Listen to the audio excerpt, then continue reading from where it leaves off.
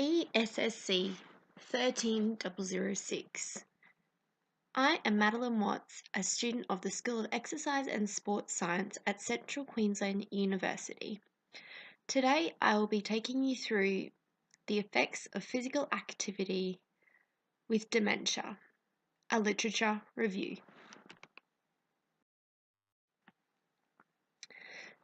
Some background in relation to dementia and the effects in which physical activity can have on the disease.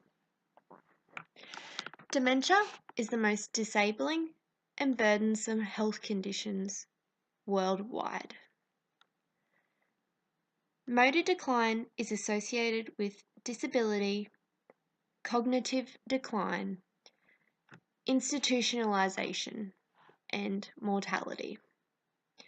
In 2014, dementia sufferers were approximated in the US at 4.5 million and is expected to increase to 14 million by 2030.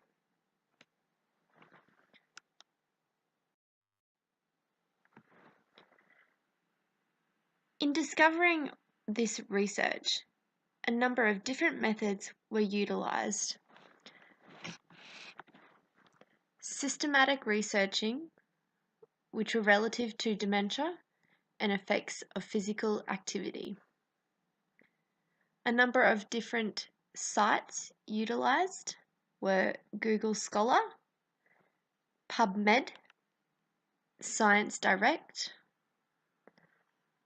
A number of terms used to refine search were dementia, physical activity, cognitive function, elderly, and these were used in a number of different combinations to aid in the information process. Peer-reviewed articles published within the last 10 years. Findings. There are a number of different studies which are listed below, which are vastly different in participant amounts, lengths, however, all have a very similar result. Study number 1 was 27 participants by Fawkes, Edwards, etc. The length was for 12 months, and this increased motor function, metabolic and neuropathological changes, and reaping the benefits from physical exercise that a normal individual would. Buchman, Boyle, etc. had a number of 876 participants. The length was over 8 years. The introduction of physical activity or a higher level of physical activity displayed a slower rate of decline of motor functioning. Velasco and Contador had an amount of 5,278 participants over 3 years. Now, the results were physical activity established as a preventative tool for dementia. Cancela and Ayan had 124 participants over 15 months of study. Now, this one particularly describes aerobic physical activity being the significant factor in the impacts of improving cognitive functioning, behavior, and functional mobility in institutionalized individuals with specifically dementia. Holthoff and Marshner had only 30 participants over 24 weeks.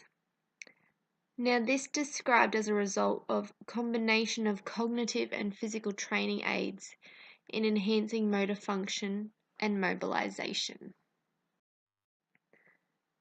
A few items to discuss.